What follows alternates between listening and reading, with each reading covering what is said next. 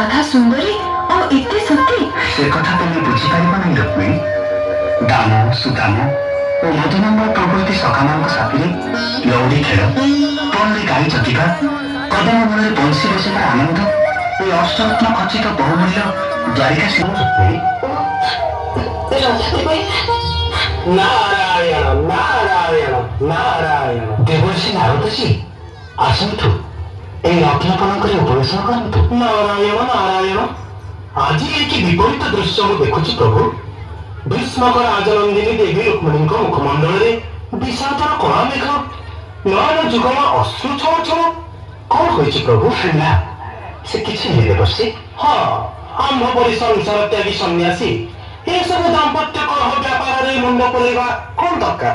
नीरव ठिया हुई रहा कौन रुक्मिणी? जाओ सुवर्ण छरी जल आनी अतिथि सत्कार कर। जाऊँ प्रभु।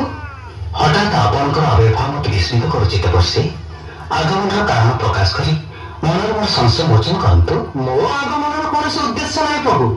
आसुଥିଲି ଭକ୍ତ ଭ୍ରମଣରେ ଫେରିବା ବେଳେ ଭାବିଲି ଅନେକ ଦିନ ହେଲାଣି ତ ପ୍ରଭୁଙ୍କର ଦର୍ଶନ ଲାଭ କରି ନାହିଁ ତେଣୁ सुवर्ण चरी सुवासित जल आनीची देवर्षि आसतु आपणक चरण पखाड़ी दे जीवन को धन्य मनिबे। ना रुक्मिणी से कर्तव्य मते करने दियो मु देवर्षि को पदधक्त करी। आसतु देवर्षि। नारायण नारायण मते क्षमा करतु प्रभु।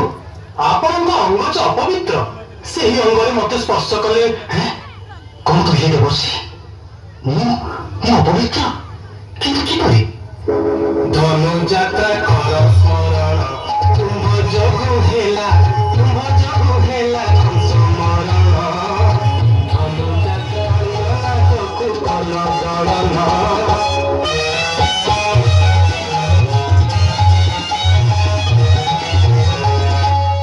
आपण ठीक कहते देवर्षि। जगतर मंगल पाई मु अवश्य पाप अर्जन करिछि तथापि एथिपाई मु प्रायश्चित करने प्रस्तुत।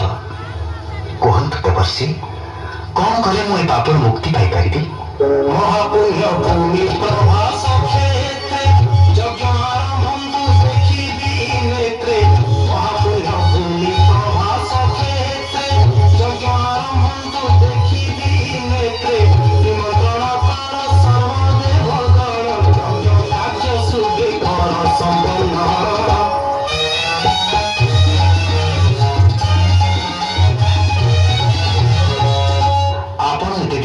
चेतना फेराई आनी आपण निकट में कृतज्ञ देवर्षि।